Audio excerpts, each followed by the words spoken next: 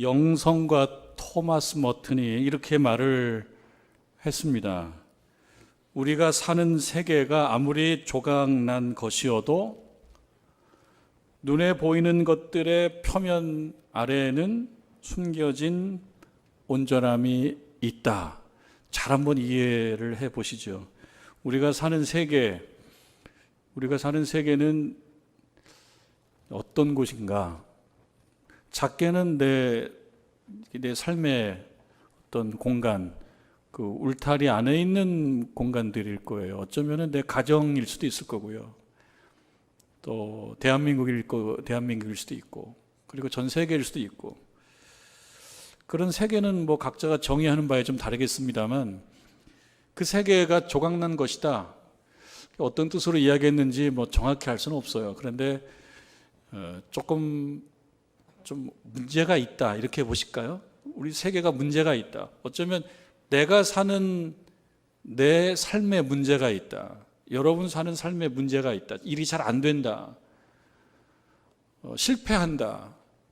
또는 곤혹스러운 일을 경험한다. 뜻하지 않은 좀 불행한 일들을 경험한다. 그럴 때는 나쁘잖아요. 좋은 게 없는데요. 그런데 그렇게 눈에 보이는 것들, 그 조각난 것들의 표면 아래에는 숨겨진 온전함이 있다. 숨겨졌다라고 하는 말이 조금 유감스럽습니다. 숨겨졌다는 말이. 이건 잘 안 보인다는 거거든요. 잘 안 보이는데 잘 보면 온전함이 있다. 달리 표현해 본다 그러면 어떤 진리라고 말씀할 수 있을까요? 혹은 좀 지혜, 선한 것, 그런 것이 있을 수 있다. 일은 잘 안 됐는데요. 저도 그렇고 여러분도 그러시고, 뭐 지난 한 달 혹은 지난 1년 볼 때 참 힘든 일이 있었는데요. 그래서 그 힘든 일 때문에 인생이 굉장히 힘들게만 했는데 숨겨진 지혜가 그 안에 있다. 그런 것이죠. 잘 보면 숨겨진 어떤 것들이 있다. 아프고 건강이 좀 약해지고 내 삶이 조각났는데, 그래서 아무것도 아닌 것 같은데, 그런데 잘 보면 그 아래에 숨겨진 온전함, 숨겨진 진리가 있다. 그런 것입니다. 가끔 우리 교우들의 이야기를 제가 듣는데요. 좋은 얘기도 있지만 어떤 경우에는 좀 불안한 이야기들도 있고 좀 부정적인 이야기들도 있습니다. 잘 안 된 이야기들도 있습니다. 건강한 이야기만 있는 것이 아니고 아픈 이야기도 있고, 또 성공의 이야기만 있는 게 아니고 경제적으로 뭔가 좀 손해본 이야기들도 있습니다. 그런데 그 이야기로 사실을 전달하는 것으로 끝나는 것이 아니고 그 경험을 통해서 하나님의 은혜를 경험했다, 이런 말씀을 하는 경우가 있어요. 그런 곤혹스럽고 또는 불안하고 또 슬프고 안타까운 일인데, 그런데 그 사실 전달로 끝나는 것이 아니고 그것으로 인해서 믿음을 다시 생각해 보게 됐다. 하나님의 은혜를 경험했다. 어쩌면은 더 나빠질 수 있었는데 하나님께서 그 부분을 나를 지켜주셔서 제가 다시 여기까지 왔습니다 라고 고백하는, 그런 어찌 보면 숨겨진 온전함을 고백하는 경우를 종종 경험합니다. 잘 보면 그런 온전함과 그런 진리가 있다라고 하는 것입니다. 여러분, 이런 말씀을 생각하고 묵상해 보는 것은 오늘이 3월 첫 주기 때문이기도 해요. 3월 하면은 계절이 바뀌었어요. 우리가 계절이 바뀌는 첫 주에 저희 교회에서는 성찬식을 합니다. 계절이 바뀌었는데요. 특별히 추운 겨울에서 봄으로 바뀌었습니다. 그리고 그 3월 첫 주입니다. 근데 제가 요즘에는 그런 이야기를 잘 안 하고 좀 지나온 것 같은데, 전에 종종 이러한 좀 유머이기도 하고 쪼크이기도 한데요, 이런 이야기 좀 했었어요. 3월의 봄은 좀 불량한 봄이라고, 이런 이야기를 종종 했었던 기억이 있습니다. 그거는 단순한 쪼크는 아니고 제가 그렇게 느끼기 때문입니다. 3월은 봄이라고 그러는데 추워요. 봄바람인데 겨울바람 같아요. 어느 경우에는 바람 때문에 감기도 걸리고요. 근데 3월에는 춥기만 한 게 아니고 황사도 있어요. 먼지도 많아요. 그래서 3월에 봄 그러면 굉장히 좋은 것 같은데 실제로 나가서 그 바람을 맞아보면 안 좋아요. 그래서 좋은 것 같은데 안 좋은 봄이기 때문에 제가 심통이 나가지고 3월에 봄에 심통이 나서 제가 그런 말을 한 거예요. 3월에 봄은 봄인데 불량한 봄이라고. 그렇게 이야기를 한 거예요. 지금도 사실은 그런 마음이 없지 않습니다. 좀 춥잖아요, 여러분들. 아직도 겨울옷입니다. 그런데 봄이라 그래요. 바람이 불고 황사가 있어요. 그런데 이 3월의 봄까지 우리가 무사히 넘어왔거든요. 어떻게 보면 겨울의 강을 건너서 3월에 들어왔거든요. 아직은 춥고 그리고 공기도 안 좋고 그런 것 같고 나무들도 아직 푸르지 않고 그랬는데 봄이라는 거예요. 별로 안 좋은데. 그래서 이 처음에 토마스 머튼 이야기로 한번 생각해 보면 이 3월의 불량한 봄을 조금 세심하게 살펴보면 그 가운데 온전함도 있더라고요. 아직은 앙상한데 그래도 나무를 보게 되고 꽃나무를 보게 되더라고요. 여러분 그렇지 않습니까? 화분을 보게 되고 잘 보면은 뭐가 나올 것 같은 어떤 분위기예요. 나쁜 것만 있는 게 아니고 불량한 것만 있는 것이 아니더라고요. 좋은 것이 있더라고요. 눈에 보이진 않지만 땅 밑에서 물기를 빨아들이려고 하는 뿌리들의 바쁜 움직임이 있을 때인 것 같습니다. 그래서 이 3월도 잘 생각해 보면 이 불량한 봄 같지 않은 봄인데 그래도 잘 살펴보니 이 안에 봄이 있구나. 이거 좀 발전시켜서 생각을 해보면 하나님께서 우리들을 여기까지 인도해 주셨거든요. 여기까지 인도해 주셔서 좋을 것 같은데 3월의 봄처럼 좀 안 좋은 일들도 있어요. 여러분 개인적으로도 그러실 겁니다. 좋은 것 같은데 안 좋은 것들도 있습니다. 그런데 신자의 시각으로 그 이면을 살펴보는 그러한 시간과 어떤 열심을 가져본다면 그 안에 분명히 무엇이 있다? 온전함이 있다. 은혜가 있다. 지혜가 있다. 그리고 오늘 예배에 부르셔서 우리들을 향하여 하나님께서 말씀하시는 것. 이 3월의 봄, 3월의 첫 주에 잘 보지 않으면 보이지 않는 그 온전함과 지혜를 꼭 발견하기를 바란다 하실 것입니다. 아멘.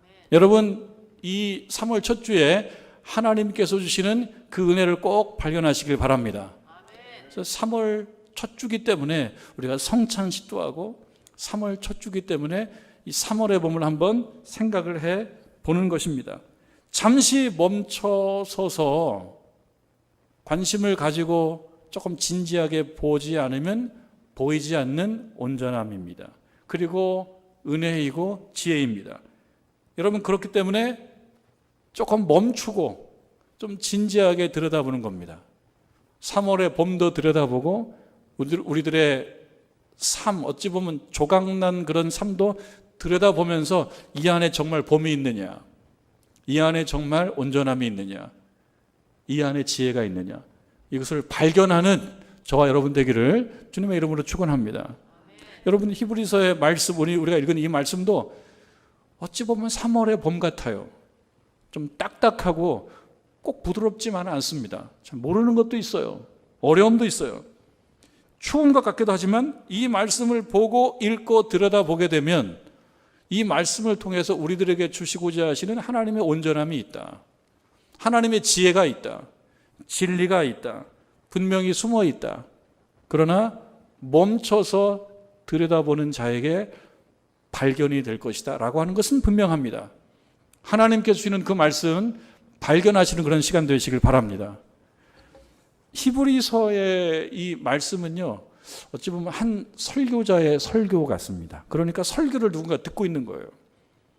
설교를 듣고 있는 사람들을 히브리서 교회라고 본다 그러면 히브리서 교회 성도들을 향하여 한 설교자가 설교하고 있습니다. 여러분 19절 말씀 보면 시작을 어떻게 하고 있냐면 그러므로 이렇게 얘기하죠. 그러므로 앞에 뭔가 있다는 얘기예요. 그러므로라는 말이 나온다라고 하는 것은 작은 결론이라도 어떤 결론이 주어진다는 것입니다. 요약을 해보겠다는 것입니다. 설교를 지금까지 조금 조를 수도 있지만 이 시점에 한번 좀 들어봐라. 중요한 얘기를 얘기한다. 그러므로 정리하겠다. 그러므로 형제들아, 자매들은 아닙니까? 자매들도 포함되죠. 형제들아라고 하는 말은 성도들아, 교우들아 그런 말로 우리가 들어볼 수 있습니다. 그러면 그때 그 시절에 히브리 교회의 교우들을 향한 말씀이기만 하겠나요? 그렇지 않죠. 오늘날 또 다른 설교자를 세워서 말씀을 전하실 때 그 말씀을 듣고 있는 이 시간의 청중들도 형제들이죠. 그럼 여러분들도 그 형제들입니다. 형제들아 이야기합니다. 우리가 예수의 피를 힘입어서, 벌써 무서운 얘기가 나와요. 예수의 피, 뭔가를 좀 상징하는 것 같은, 그래서 쉽지만은 않은 말씀인 거예요. 예수의 피 하면은 좀 무섭지 않습니까? 피니까 뭔가를 상징하는 거예요. 뭘 설명하려고 하시나 잘 한번 들여다보는 겁니다. 형제들아 우리가 예수의 피를 힘입어 성소에 들어갈 담력을 얻었다, 그렇게 선언합니다. 여러분 마음에 와 닿습니까? 그렇게 쉽게 와닿지 않을 거예요. 성도들아 예수의 피를 힘입어서, 예수의 피를 힘입는다라고 하는 것도 쉬운 말은 아닌 거예요. 예수의 피를 힘입어서 성소에 들어갈 담력을 얻었다. 성소는 하나님이 계시는 곳, 거룩한 곳입니다. 성소에 들어갈 담력이라고 하면은 자유라고 얘기하면 좋을 것 같아요. 성소에 들어갈 자유를 얻었다. 예수의 피를 힘입어서. 예수의 피니까, 피라고 하니까 무섭지만 이건 굉장히 귀중한 거 아닙니까? 피하면 생명이에요. 생명. 예수의 생명을 힘입어서 성소에 들어갈 자유를 얻었대요. 이 말씀은 사실은 가슴이 뜨거워져야 되는 말씀인데 꼭 그런 것만은 아닙니다. 굉장히 특별한 얘기인데 특별하지 않을 수도 있습니다. 왜냐? 여러분, 우리 현장에서 생각을 해보십시오. 성소는 우리 입장에서 조금 현실적으로 이야기하자면 교회라고 볼 수가 있습니다. 그리고 어떤 건물과 공간을 얘기하자 그러면 예배당. 예배당에 우리가 이렇게 나왔는데요. 그냥 지난주도 나왔고 작년에도 나왔어요. 평범하게 나왔는데요. 이 나온 것이 예수의 피를 힘입은 거라는 거예요. 그래서 자유를 얻기 전에는 그럴 수 없었는데, 자유라고 하는 것을 내가 얻었기 때문에 내가 자유를 얻었다라고 하는 것은 은혜인 거죠. 은혜인 거예요. 그러니까 은혜가 아니면 올 수 없는 곳에 오게 되었다. 정말 그렇습니까? 혹시 여러분 마음속으로 하나님 아시죠? 제가 교회 나온 거. 그러면서 제가 오늘 교회 나와준 거 아시죠? 하나님 제가 오늘 교회 나와준 거, 사실 저는 바쁜 일이 있거든요. 제가 진짜 큰 맘 먹고 교회 나와준 거예요 라고 하는, 분명하지는 않지만 그런 어떤 분위기, 어떤 흐름이 내 마음속에 있는가요? 혹시 작년에도 나왔고 지난주에도 나왔고 그랬기 때문에 그렇게 특별하지 않은, 어쩌면 조금 더 하나님 앞에 예의 없이 하나님 제가 나와준 거예요 라고 얘기할 정도일 수도 있는 그런 사람들에게 성소에 들어갈 자유를 어떻게 얻었어요? 예수의 피를 힘입어서. 굉장히 값지게, 그러니까 굉장히 특별한 거라는 거예요. 그럼 우리들에게 주시는 말씀 뭡니까? 교회 나온 거 평범한 거 아닙니다, 이런 얘기죠. 여러분, 교회 나온 거 평범한 것이 아니고 그냥 나온 것이 아니고 이 내면에 보면 특별함이 있다는 거죠. 이러한 모습, 그 이면에 보면 특별함이 있는데, 그 특별함이 뭐냐면 예수의 피를 대가로 지불하고 주어진 자유이며 은혜이다. 그러니까 매우 특별한 것이다. 이렇게 설교하는 거예요. 이 설교를 듣고 마음이 뜨거워지든 뜨거워지지 않든 일단 설교자는 그렇게 설교하는 겁니다. 그렇게 선포하는 겁니다. 그러면은 이런 설교를 들은 신자들은, 교인들은요, 사실 질문을 하게 됩니다. 그리고 질문을 해야 됩니다. 이 말씀은 우리가 처음 듣는 말씀은 아닌 거예요. 예수의 피를 힘입어서 우리가 은혜로 은혜의 자리에 성소에 나오게 되었다. 예전에 지성소라고 그랬어요. 제사장만 들어갈 수 있었어요. 예수님께서 십자가에 달려 돌아가시고 난 후에 그 지성소의 휘장이 찢어졌어요. 그런 일이 말씀에 나와요. 그것을 예수의 피를 힘입었다 그래요. 그래서 20절에 보면 그 길은 우리를 위하여 휘장 가운데로 열어놓으신 새로운 살 길이라고 그래요. 휘장 가운데로, 그러니까 예수의 몸이 길이 되어버린 거죠. 처음 듣는 이야기는 아닐 것입니다. 대속의 은혜, 십자가의 은혜, 십자가의 은혜예요. 예수 십자가를 통해서 성소에 갈 수 있게 되었거든요. 우리가 교회에 나와서 은혜의 자리에 나올 수 있게 되었거든요. 아무리 특별한 느낌이 없다 그래도 이건 매우 특별한 거라고 선언하고 있거든요. 자, 그러면 이제 질문해야 됩니다. 우리 교우들께서. 그래서 하시고자 하는 말이 뭐예요, 목사님? 그 말이 그럴듯하게 들리기는 합니다. 사실 그럴듯해요. 논리적으로는 뭐 그렇게 문제가 없어요. 논리적으로는. 그러나 논리적으로 문제가 없다라고 해서 뭔가 마음에 막 특별함이 막 생기고 또 감동이 생기고 막 의욕이 생기고 그런 건 아니에요. 논리적으로는 그럴듯하고 신학적으로는 별로 빈틈이 없는 그런 말씀이에요. 예수님의 대속적 십자가, 신학적으로는 조금 수준이 높은 말씀 같아요. 그러면 여러분들이 그 말을 듣고 듣습니다. 수동적으로 듣습니다. 아, 오늘도 목사님께서 십자가 설교를 하는구나.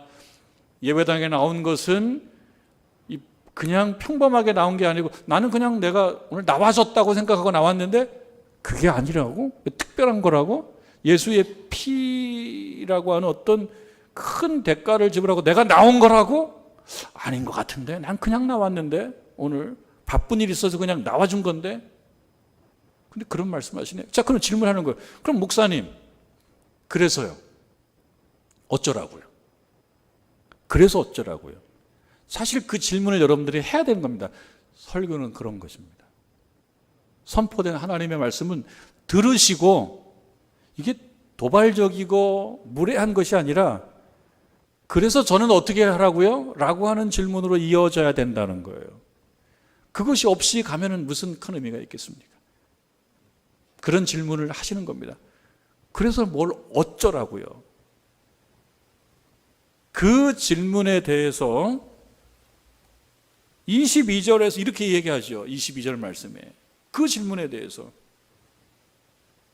20절 끝에 보면 참 마음과 온전한 믿음으로 하나님께 나아갑시다. 이렇게 답을 주는 겁니다. 그래서 어떡하라고요? 그러니까 참 마음과 온전한 믿음으로 하나님께 멈춰서 있지 말고 나아가십시다. 나아가자는 거예요.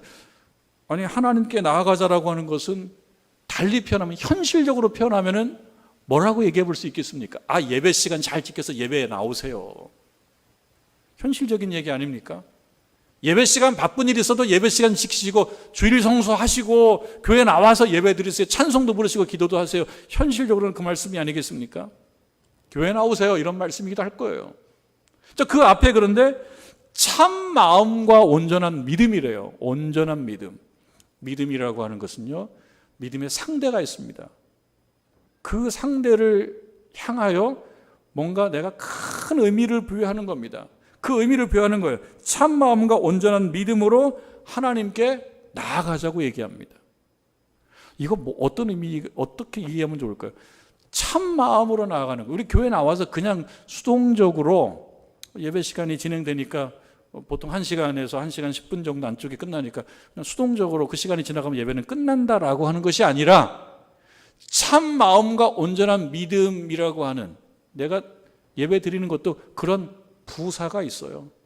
참 마음과 온전한 믿음으로 그러한 태도를 가지고 나아가는 것, 그게 뭐냔 말이에요. 좀 어렵지 않습니까?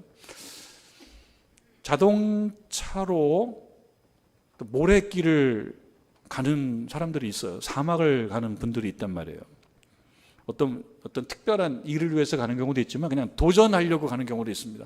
모래에 차가 가게 되면 자칫 바퀴가 모래에 빠질 때도 있습니다. 이걸 또 벗어나는 거예요. 어떻게 벗어나냔 말이죠.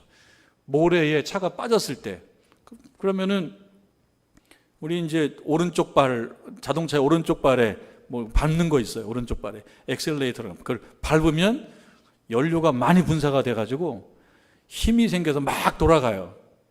그렇게 빠져나오는 거죠. 막 힘을 세게 밟으면 바퀴가 막 돌아가니까요.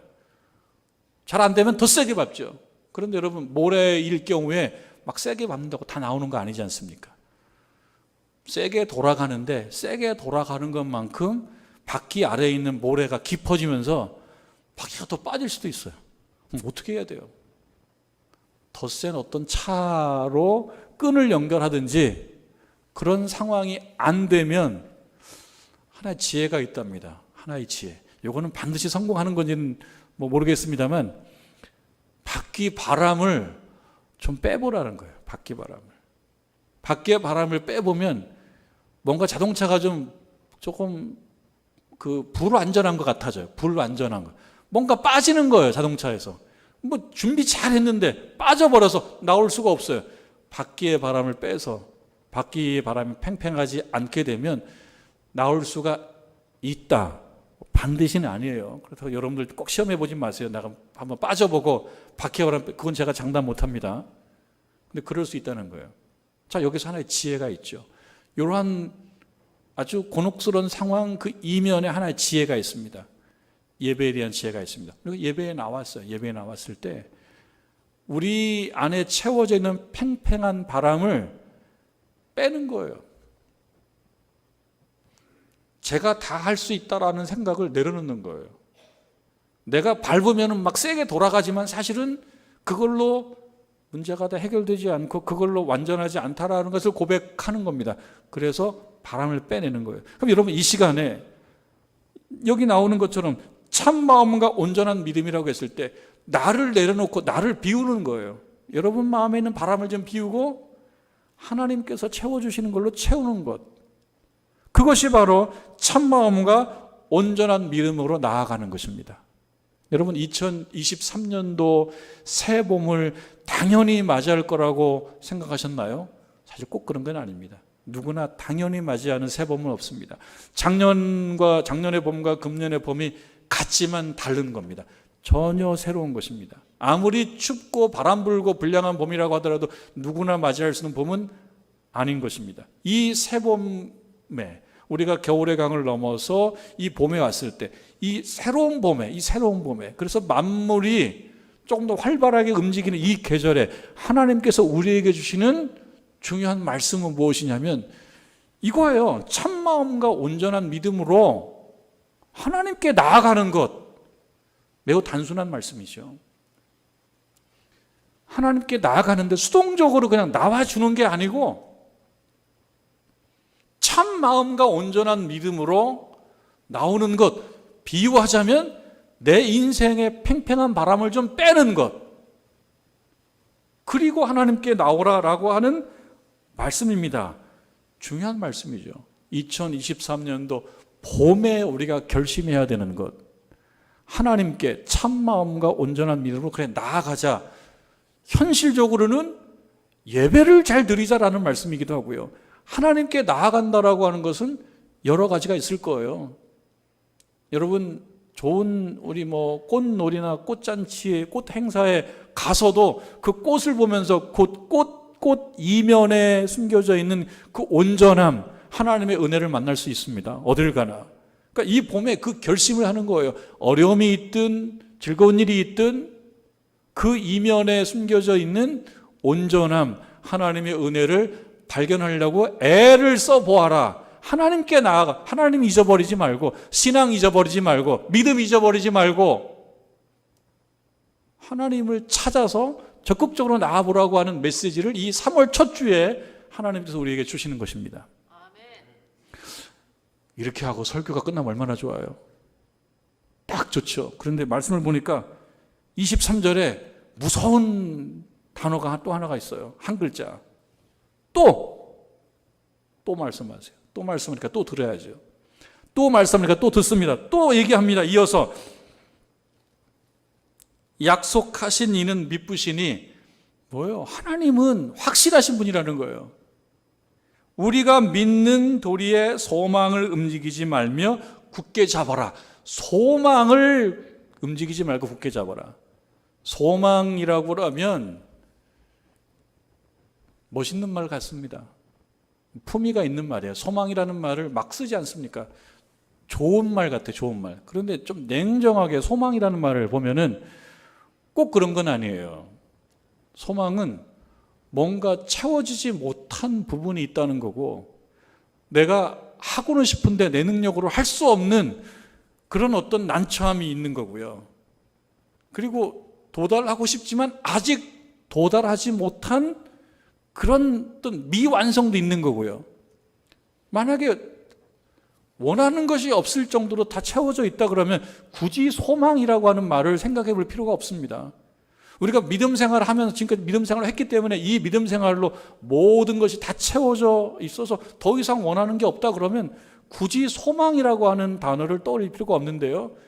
그럼에도 신자들을 향하여 하나님께서 주시는 말씀은 소망을 움직이지 말라, 흔들리지 말라는 것입니다. 소망을 굳게 잡아라. 소망이라고 하는 것은 내가 할 수 없기 때문에 할 수 있는 어떤 분에게 의지하는 겁니다. 소망은 그런 거 아닙니까? 하고는 싶은데 할 수가 없어요. 내 자신이 할 수 없다는 것을 인정하고 할 수 있는 분을 믿는 것이 소망입니다. 한 주일학교 선생님이 학생들 앞에서, 어린이들 앞에서 이제 예전 말로 얘기하면 분반 공부를 했던 것 같아요. 그래서 물어봅니다. 애들을 향해서 뭐라고 물어보냐면, 얘들아, 선생님이 재산을 다 정리해가지고 동산, 부동산, 뭐 그런 표현 안 썼겠죠. 동산, 부동산, 자동차 다 매각 정리해서 하나님께 헌금으로 다 드리면 천국 갈 수 있을까? 아이들 대답이 궁금하죠. 아이들은 때때로 단순하면서 핵심을 찌르기도 하지만 좀 엉뚱한 대답을 많이 하는 게 또 아이들이에요. 천국 갈 수 있을까? 그러니까 아이들이 하는 말, 아니요. 그렇게 얘기합니다. 그럼 얘들아, 선생님이 직장 전문용어로 나가면 직장 때려치우고 전도하러 막 다니고 희생하고 헌신하고 그러면 천국에 갈 수 있겠지. 아이들 하는 말, 아니요? 여러분 궁금해지죠? 그래서 선생님이 이제 물어봅니다. 그러면 어떻게 하면 천국 갈 수 있니? 여러분들이 아이들의 마음에 대해서 대답한다면 뭐라고 대답하시겠습니까? 그럼 어떻게 하면 천국 갈 수 있지? 아이들 하는 말, 죽어야죠. 죽어야 천국 가죠. 죽어야 천국 가죠. 아이들 말은 단순하고 엉뚱한 것 같지만 또 힘이 있어요. 별로 고민하지 않아요. 그 아이들 마음속에는 죽어야지 천국 간다는 생각이 있었던 모양입니다. 자, 그런데 이 죽어야지 천국 간다라고 하는 이 말을 좀 찬찬하게 살펴보면 그 이면에 숨겨진 온전함이 또 있지 않을까요? 어른의 입장에서 죽어야 천국 간다는 말, 죽어야 천국 간다는 말은 아주 무섭지 않습니까? 죽어야 되는데, 죽어야 되는데. 그러면서 어른들은 뭘 떠올리게 됩니까? 사도 바울이 고린도전서 15장에서 이야기한 말, 그것을 떠올릴 수가 있을 겁니다. 나는 날마다 죽노라. 날마다 죽는다라고 하는 것은 뭘 말하는 거예요? 죽는데 안 죽어요. 죽으면 날마다 죽을 수가 없어요. 이게 말이 안 되지 않습니까? 한 번 죽으면 끝이에요. 그런데 사도 바울이 얘기하는 거예요. 난 날마다 죽노라. 아, 이건 뭐예요? 죽는데 안 죽어요. 이거는 뭘 얘기하는 걸까요? 나는 날마다 죽는다라고 하는 말은 물리적으로 혹은 뭐 생물학적으로 우리가 죽는다라고 하는 이야기를 그렇게 하는 건 아닙니다. 아이들이 하는 말은 생물학적으로 죽는 걸 얘기하고 있을런지 모르는데 이것을 어른의 입장에서 좀 찬찬히 조금 더 살펴보고 진지하게 심각하게 묵상해 보면 이 죽는다라는 말 속에는 또 다른 의미가 있다는 거예요. 그러면서 또 다른 의미를 사도 바울은 그렇게 얘기하는 거예요. 나는 날마다 죽는다고. 그러니까 여러분들도 날마다 죽으라고 그 뜻이겠죠. 날마다 죽는다라고 하는 것은 생물학적으로 죽는 것이 아니라는 거 분명해요. 그럼 무엇이냐? 그럼 이 말씀이죠. 23절에 소망을 움직이지 말며 굳게 잡으라. 소망이라고 하는 것은 뭐라고 그랬습니까? 내가 할 수 없어서 할 수 있을 것 같은 그 분을 신뢰하고 믿는 거예요. 그 마음을 갖는 거예요. 나는 날마다 죽는다는 말을 다른 말로 옮기자면, 다른 말로 표현하자면 나는 날마다 하나님께 소망을 둔다. 여러분, 그런 의미로 날마다 죽으시길 바랍니다. 그게 믿음인 거죠. 이 봄에, 새 봄에 우리가 결심해야 되는 거 하나는 뭐냐면, 나 날마다 죽어야 되는구나. 그것은 무엇입니까? 내 인생에 내 존재의 바람을 빼지 않으면 하나님이 못 들어오시니까 내 바람을 좀 빼는 것이로구나. 이 예배 시간에 참 믿음과 온전한 마음으로 나아가는 것, 온전한 믿음으로 나아가는, 참 마음과 온전한 믿음으로 나아가는 것은 나 자신을 좀 내려놓고 내 마음을 좀 비우고 하나님의 것으로 적극적으로 채우는 것이로구나. 그러면서 이야기합니다. 서로 돌아보아 사랑과 선행을 격려하라. 사랑과 선행을 실천도 해야 되겠지만 누군가에게 격려도 해야 됩니다. 사랑과 선행을. 하나님께서 은혜로 성소에 나올 수 있게 해 주신 것으로 만족하지 말고 우리들의 삶에는 뭐가 있어야 된다고요? 사랑과 선행.